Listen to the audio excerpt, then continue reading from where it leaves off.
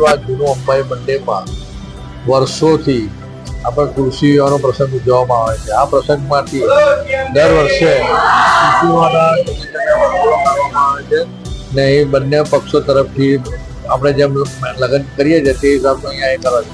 આ દિવસથી લગ્ન કરવાથી લગ્નની શરૂઆત થઈ જાય છે અને લોકો ખૂબ ગણીને આ દિવસથી લગ્ન ચાલુ થઈ જાય છે. અહીં વર્ષોથી આ પ્રથા ચાલવામાં આવે છે અને લોકો હજારોની સંખ્યામાં દર્શન કરે છે, માતાજી પાસે આશીર્વાદ લે છે અને પોતાના શુભ કાર્ય શરૂ કરે છે.